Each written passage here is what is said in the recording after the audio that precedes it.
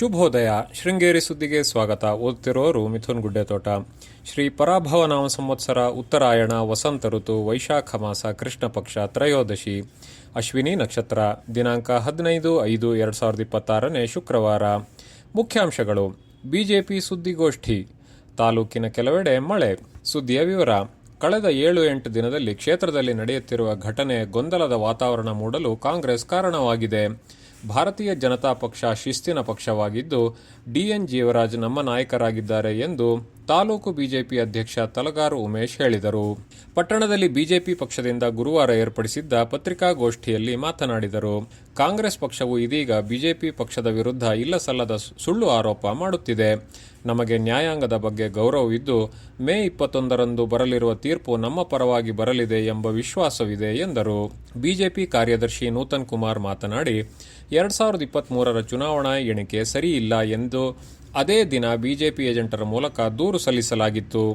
ಚುನಾವಣಾಧಿಕಾರಿ ರಾಜೇಗೌಡರಿಗೆ ಪ್ರಮಾಣ ಪತ್ರ ನೀಡಿ ನಮ್ಮ ದೂರನ್ನು ನಿರ್ಲಕ್ಷಿಸಿದ್ದರು ಎಂದರು. ಗೋಷ್ಠಿಯಲ್ಲಿ ಪಕ್ಷದ ಮುಖಂಡರಾದ ವಿಜಯ್, ರಾಘವೇಂದ್ರ, ಅಂಗುಡಿ ದಿನೇಶ್, ಕೆಎಸ್ ರಮೇಶ್, ಬೇಗಾನೆ ಪ್ರಸನ್ನ, ಸುನಿಲ್ ಸಂಪೆಕೊಳಲು, ಪ್ರವೀಣ್, ಸುಂದರೇಶ್, ಕುಮಾರ್ ಭಟ್ಟ ಇತರರು ಇದ್ದರು. ಶ್ರೀ ಶಾರದಾ ಧನ್ವಂತರಿ ಆಯುರ್ವೇದ ಆಸ್ಪತ್ರೆ ನೂತನ ಒಳರೋಗಿ ವಿಭಾಗವನ್ನು ಮೇ 15ರಂದು ಬೆಳಗ್ಗೆ 8:30ಕ್ಕೆ ಶ್ರೀ ಶಾರದಾ ಪೀಠದ ಜಗದ್ಗುರು ಶ್ರೀ ವಿಧುಶೇಖರ ಭಾರತಿ ಸ್ವಾಮೀಜಿಗಳು ಲೋಕಾರ್ಪಣೆಗೊಳಿಸಲಿದ್ದಾರೆ.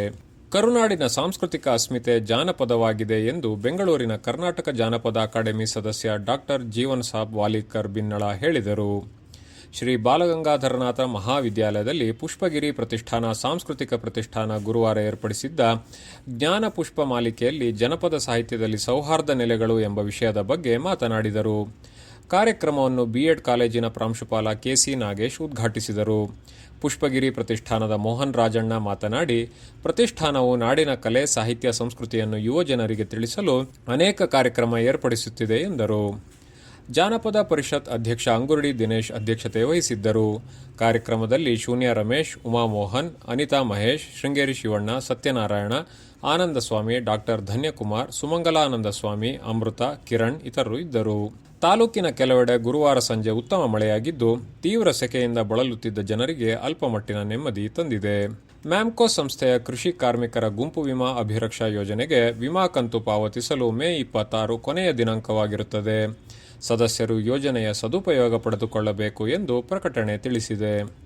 ಪ್ರಧಾನ ಸಂಪಾದಕ ಕೆಎಲ್ ಗೋಪಾಲಕೃಷ್ಣ, ಸಹಕಾರ ಕೆವಿ ರಮೇಶ್, ತಾಂತ್ರಿಕ ಸಹಕಾರ ಮಿಥುನ್ ಗುಡ್ಡೆತೋಟ ಮತ್ತು ಸೌಮ್ಯ ವಿಜಯಕುಮಾರ್.